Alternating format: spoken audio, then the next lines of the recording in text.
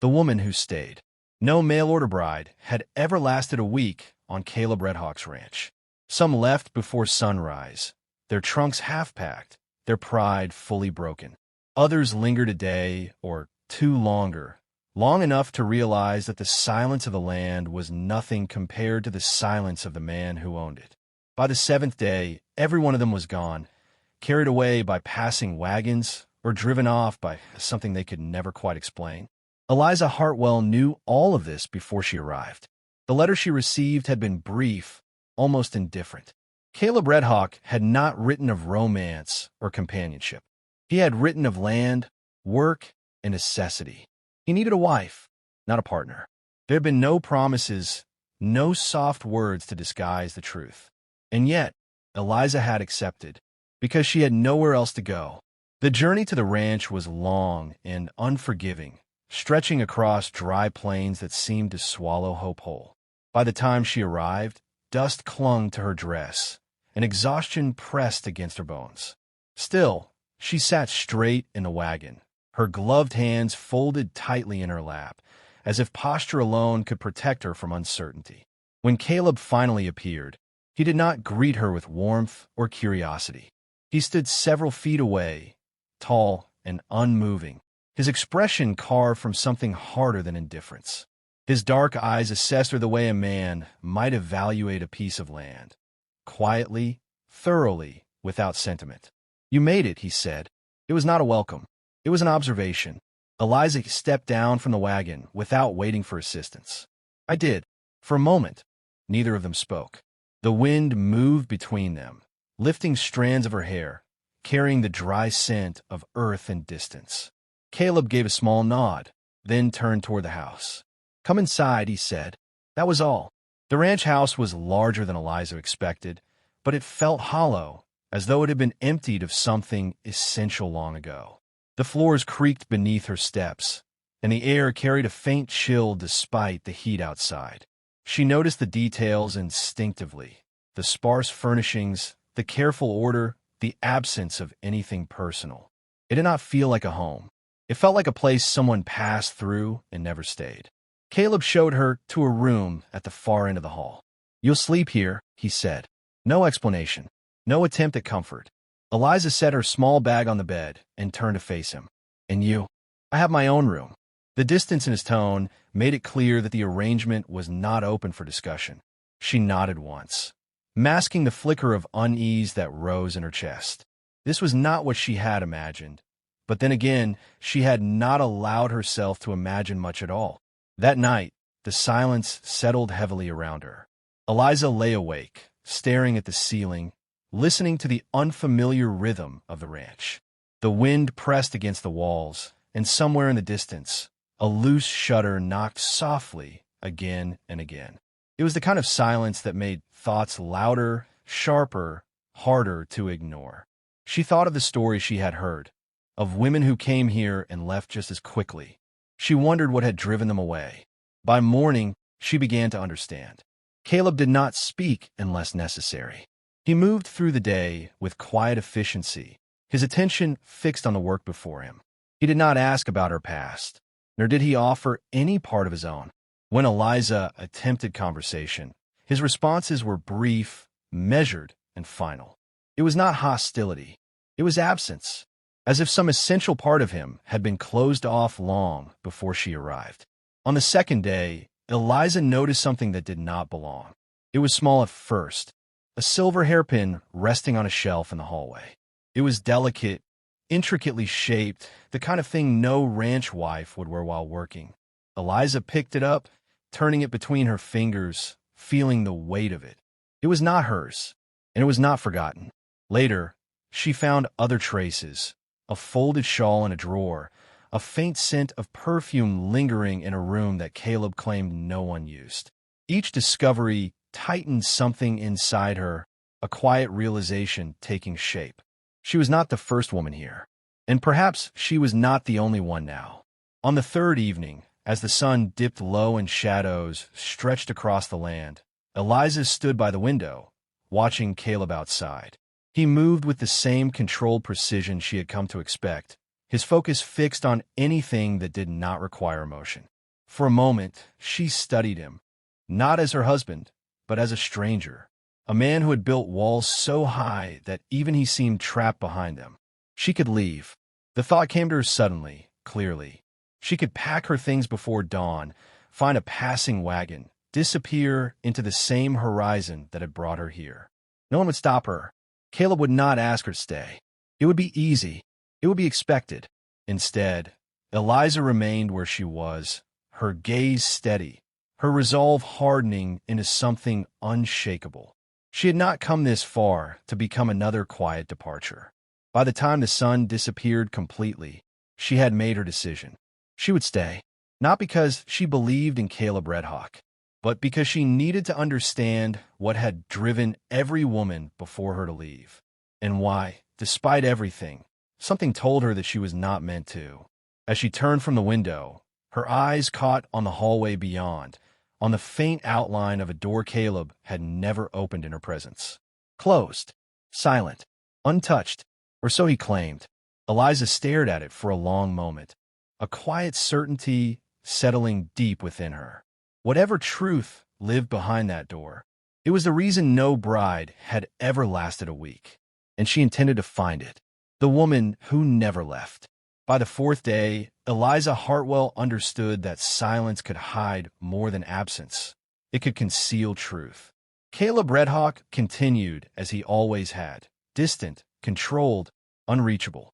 He spoke only when necessary, his words clipped and practical, as though emotion were an inconvenience he refused to entertain. Yet beneath that restraint, Eliza sensed something shifting, something unsettled. It revealed itself in the smallest ways. A pause too long when she entered a room. A glance that lingered before quickly turning away. A tension in his shoulders whenever the house grew too quiet. He was not indifferent. He was guarded. And whatever he guarded, it did not belong to her. Eliza moved through the ranch with quiet observation, no longer trying to bridge the distance between them. She worked where she was needed, learned the rhythms of the land, and listened more than she spoke. It was in that stillness that the truth began to surface, not in words, but in presence. On the fifth morning, it arrived without warning. Eliza was standing near the well, her sleeves rolled and her hands damp from the cool water, when the sound of approaching hooves broke the calm. It was not unusual for riders to pass through the area, but something about this one was different, deliberate, unhurried, certain. She turned as the rider came into view. The woman sat tall in the saddle, her posture effortless, her expression composed with quiet confidence. Her dark hair was pinned neatly beneath a wide-brimmed hat, and her clothes, though suited for travel, carried a refinement that did not belong to this rugged place. She did not look like a stranger. She looked like someone returning. The horse slowed as it reached the yard, and before Eliza could speak, Caleb stepped out of the house. For the first time since her arrival, his composure fractured. It was subtle, almost imperceptible, but Eliza saw it. The way his stillness sharpened, the way his gaze fixed on the woman as though nothing else existed. It was not surprise. It was recognition. "Clara," he said. The name lingered in the air, heavy with something unspoken. Clara Vance dismounted with practiced ease, her boots meeting the ground without hesitation. She did not rush toward him, nor did she hesitate. Instead, she closed the distance slowly, her eyes never leaving his. "You look the same," she said, her voice smooth, familiar. Caleb did not respond immediately. His silence carried weight now, no longer empty, but filled with something Eliza could not ignore. "And you came back," he finally said. It was not a question. Clara smiled faintly, as though she had expected nothing less. "You didn't think I would?" The ease between them was unmistakable. It was not the careful distance Caleb maintained with Eliza. It was something older, deeper, something that had not faded with time. Eliza remained where she was, unseen and unacknowledged, yet acutely aware of every shift in the air between them. She did not need an introduction to understand what she was witnessing. This was the woman who had never truly left. Clara's gaze flickered briefly toward Eliza, assessing her with quiet curiosity. "So this is the new wife." The words were simple, but the meaning beneath them was not. Caleb's jaw tightened slightly. "Her name is Eliza." Clara inclined her head, acknowledging the correction without apology. "Of course it is." There was no warmth in her tone, but neither was there hostility. It was something more unsettling, indifference laced with quiet certainty, as though Eliza's presence required no adjustment, as though she did not matter. The realization settled heavily in Eliza's chest, but she did not let it show. Instead, she stepped forward, her posture steady, her voice calm. "You've been here before." Clara's smile returned, faint but knowing. "Many times." The answer was deliberate, chosen to reveal just enough. Eliza turned her gaze to Caleb, waiting for explanation, for denial, for anything that might define the space she now occupied. But he said nothing, and in that silence, the truth became undeniable. Clara did not need permission to be here. She already belonged. The rest of the day unfolded with a quiet tension that pressed against every moment. Clara moved through the ranch as though it were familiar ground, her presence weaving seamlessly into the space Eliza had only begun to understand. She spoke with Caleb in low tones, their conversations brief but charged with unspoken history. Eliza did not intrude. She observed. She noticed the way Caleb listened to Clara, not with distance but with attention. The way his responses, though restrained, carried a weight they never held when he spoke to anyone else. The way silence between them felt different, not empty, but full. It was not difficult to see what remained between them. It had never truly ended. That night, as darkness settled over the ranch, Eliza stood alone in the hallway, her thoughts sharp and unyielding. The house felt smaller now, its quiet no longer hollow, but crowded with something she could not escape. She had come here knowing she might be unwanted. She had not expected to be unnecessary. The distinction mattered. A faint sound drew her attention, a door opening softly at the far end of the hall. Eliza turned just in time to see Clara step out of the room Caleb had never shown her. The door closed behind her with a quiet finality. For a moment, neither woman spoke. Then Clara met Eliza's gaze, her expression composed, almost amused. "You should get some rest," she said gently. "This place has a way of wearing people down." Eliza held her gaze, unflinching. "I don't wear down easily." Clara studied her for a moment longer, as though measuring something unseen. Then she gave a small nod and walked past her without another word. The silence that followed was heavier than before. Eliza turned slowly, her eyes settling on the closed door. Now it was no longer a question. The room was not empty. The past was not gone. And the man she had married was not hers alone. Every woman before her had left when they realized it. Eliza stood there for a long moment, the truth settling into something solid, something unmovable. Then she made her choice. She would not leave. Not yet, because walking away would be easy. But staying men understanding why Caleb Redhawk had never truly let go, and what it would take to make him choose. The woman who refused to compete. By the sixth day, the ranch no longer felt like a place divided between past and present.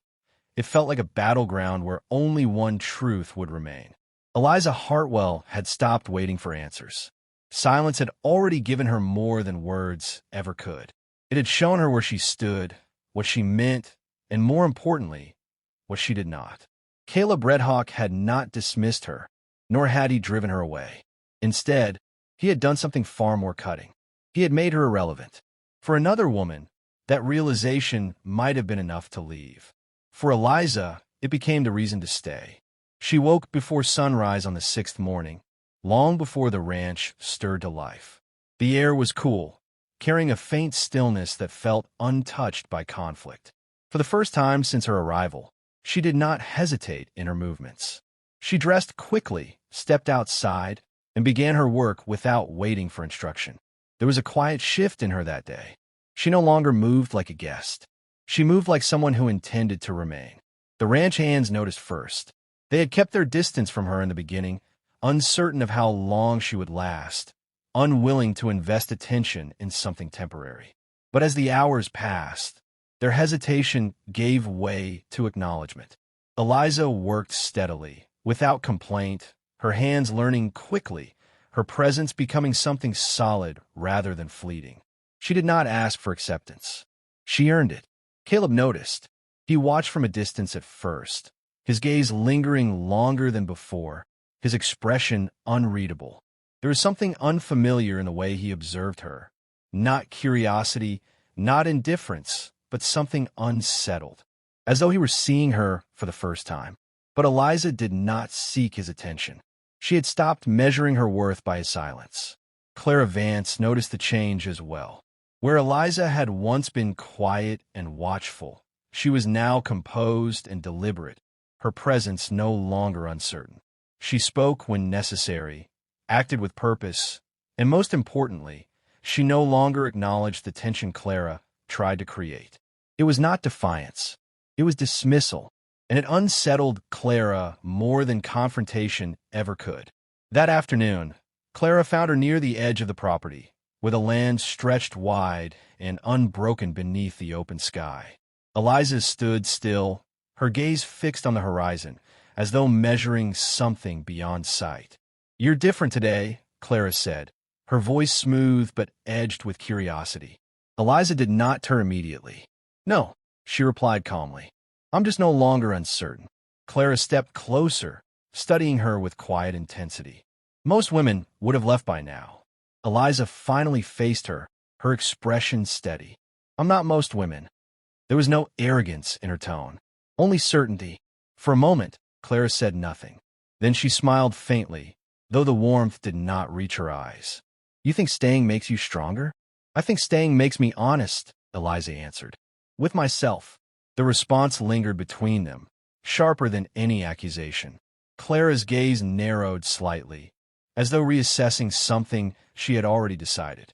"You should be careful," she said softly. "This place has a way of taking more than it gives."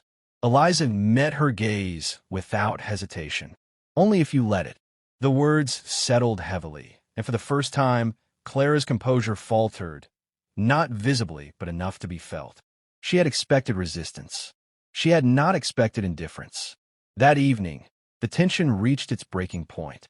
Caleb stood near the barn, his posture rigid, his attention divided between the two women who now defined the boundaries of his past and present. Clara lingered nearby, her presence familiar, her confidence intact. Eliza approached from the far side, her steps measured, her expression unreadable. For a long moment, no one spoke. Then Eliza stopped a few feet from Caleb, her gaze steady, her voice calm. "I won't compete with her." The statement cut cleanly through the silence. Clara's expression shifted slightly, surprise flickering beneath her composure. Caleb's eyes narrowed, not in anger, but in focus. Eliza continued, her tone unchanged. "I won't ask you to choose, and I won't stay where I have to prove I belong." The words were not spoken in desperation. They were spoken in finality. Caleb studied her, something unspoken moving behind his gaze. "Then why are you still here?" he asked. It was the first real question he had asked her. Eliza held his gaze unflinching. "Because leaving without understanding would make me no different from the others." A quiet tension settled over them, heavier than anything before. Clara stepped forward slightly, her voice softer now, almost persuasive. "Understanding doesn't change the truth." Eliza did not look at her. "No," she said, "but it changes what I'm willing to accept." The distinction was clear, and it shifted everything. For the first time, Caleb looked uncertain, not of Eliza, but of himself. The control he had maintained for so long began to fracture under the weight of something he could not ignore. He had expected Eliza to leave. He had relied on it, but she had stayed. And in staying, she had forced him to confront something he had long avoided, the difference between holding on and moving forward. Clara saw it too, the shift in his gaze, the hesitation in his silence, the quiet realization that something was changing beyond her control. For the first time, she was no longer certain of her place. The sun dipped below the horizon, casting long shadows across the land. The three of them stood in that fading light, bound by something none of them could deny, yet none fully understood. Finally, Eliza stepped back, breaking the moment. "I'll be inside," she said simply. She turned without waiting for a response, her steps steady, her decision unshaken. Caleb watched her go, his expression unreadable, but his stillness spoke volumes. Clara remained beside him, her presence unchanged, yet somehow diminished. The balance had shifted, not because Eliza had fought for it, but because she had refused to. As the last light disappeared, Caleb stood alone in the quiet, the weight of choice settling heavily around him. For the first time in years, the past no longer felt certain, and the future no longer felt distant. Somewhere within that uncertainty lay a decision he could no longer avoid. And he knew, by the end of the week, something would have to break. The choice that remained. By the seventh day, the ranch no longer held the quiet certainty Caleb Redhawk had relied on for years. Everything felt altered, not in appearance, but in meaning. The land stretched as it always had, vast and unyielding, yet the silence that once shielded him now pressed inward, demanding something in return. For the first time in a long while, Caleb could not escape himself within it. He had built his life on distance, on control, on the careful avoidance of anything that might require more than he was willing to give. Clara had fit into that life once, not because she had stayed, but because she had left. She had given him something to hold onto without demanding permanence. Their connection had lived in unfinished moments, in what could have been rather than what was. It had been easier that way, until Eliza. She had not asked for his past. She had not demanded his attention. She had simply remained, steady, unyielding, impossible to ignore. And in doing so, she had undone the balance he had spent years maintaining.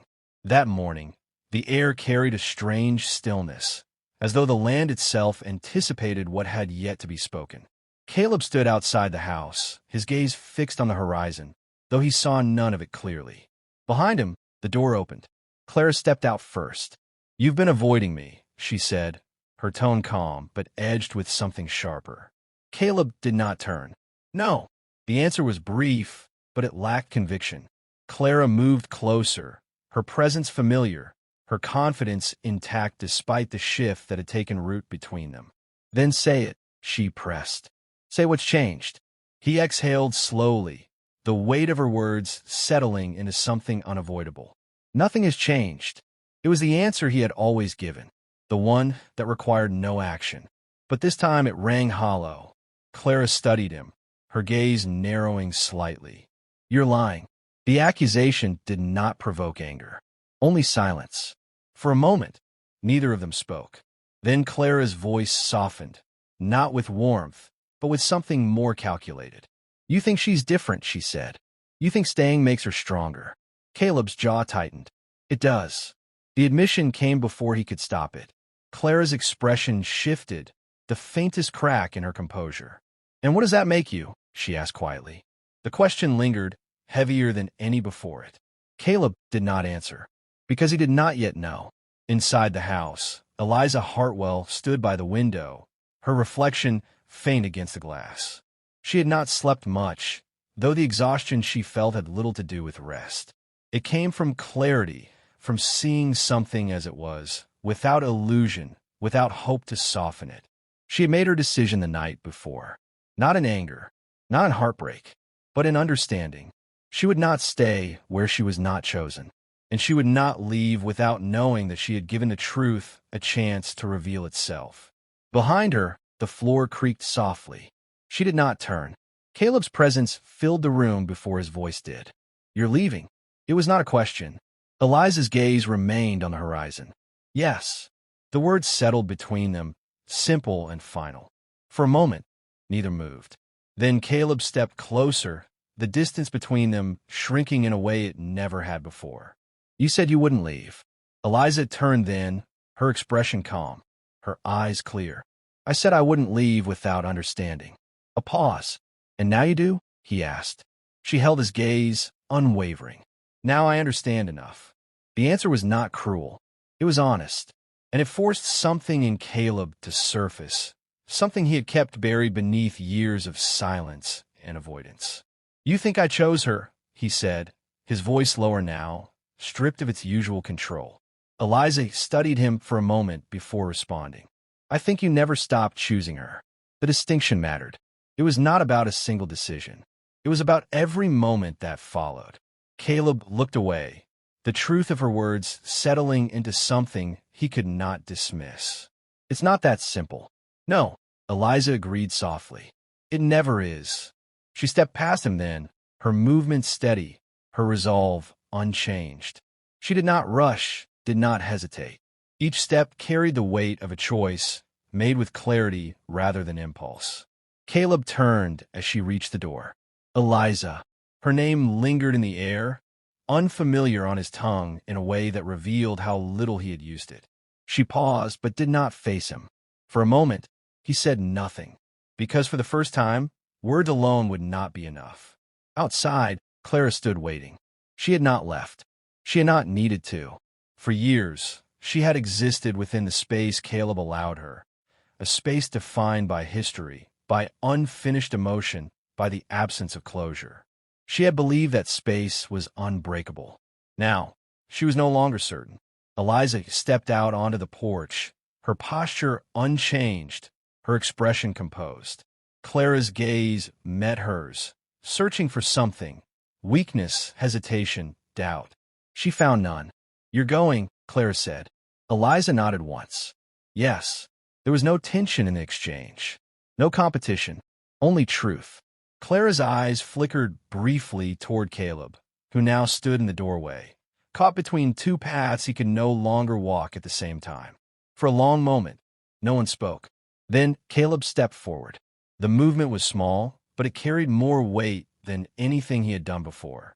He stopped a few feet from Eliza, his gaze fixed on her, no longer guarded, no longer distant. "Stay." The word was quiet, but it was not empty. Eliza looked at him, then truly looked, as though measuring not the request, but the man who made it. "For what?" she asked. The question was simple. The answer was not. Caleb held her gaze, the weight of everything he had avoided pressing against the moment. "Not for what was," he said slowly, "for what I'm willing to change." Clara's breath caught, almost imperceptibly, because this was something she had never asked of him, and something he had never offered. Eliza remained still, her expression unreadable. "Change isn't a promise," she said quietly. "It's a decision you make every day." Caleb nodded once. "Then I'll make it." The certainty in his voice was new, unpracticed, uncertain, but real. The silence that followed was different from before. It no longer hid the truth. It revealed it. Eliza looked past him, out toward the land that had once felt so unwelcoming. It had not changed, but something else had. Finally, she stepped back from the edge of departure, not fully returning, but no longer leaving. "Then we start there," she said. Behind them, Clara stood unmoving, the past she represented no longer holding the same power. The choice had been made. Not perfectly, not easily, but honestly, and for the first time, the ranch did not feel like a place people left behind. It felt like a place where something fragile, uncertain, but real might finally begin.